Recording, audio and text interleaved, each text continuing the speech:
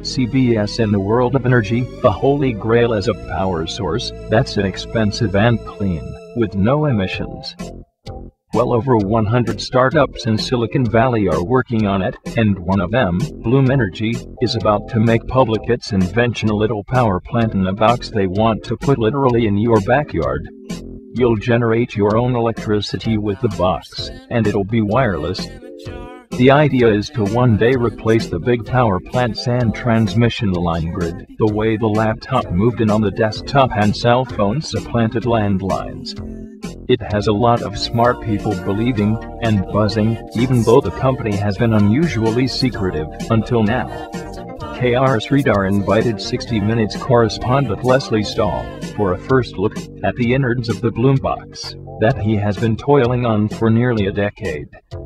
Looking at one of the boxes, Sridhar told Stahl it could power an average U.S. home. The way we make it is in 2 blocks. This is a European home. The 2 put together is a U.S. home, he explained. Cause we use twice as much energy. Is that what you're saying? Stahl asked. Yeah, and this'll power 4 Asian homes, he replied. So 4 homes in India, your native country? Stahl asked. 4 to 6 homes in our country, Sridhar replied. It sounds awfully dazzling, Stahl remarked. It is real. It works, he replied.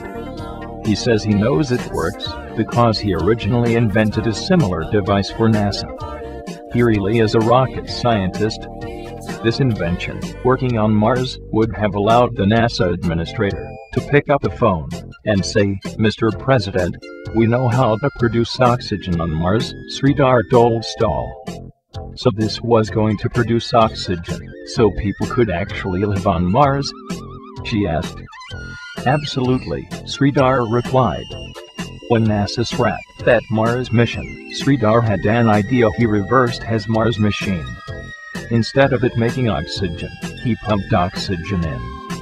He invented a new kind of fuel cell, which is like a very skinny battery that always runs. Sridhar feeds oxygen to it on one side, and fuel on the other. The 2 combine within the cell to create a chemical reaction that produces electricity. There's no need for burning or combustion, and no need for power lines from an outside source. In October 2001, he managed to get a meeting with John Doerr from the big Silicon Valley venture capital firm Kleiner Perkins. How much do you think I need to come up with the next big thing? Stahl asked Doerr. Oh, that's my job, he replied. To find entrepreneurs who are going to change the world, and then help them.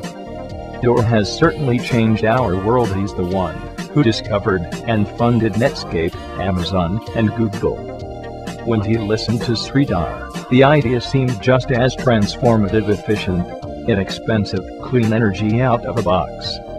But Google $25 million. This man said, how much money?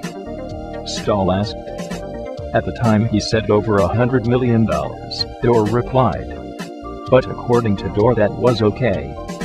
So nothing he said scared you? Stahl asked. Oh, I wasn't at all sure it could be done, he replied.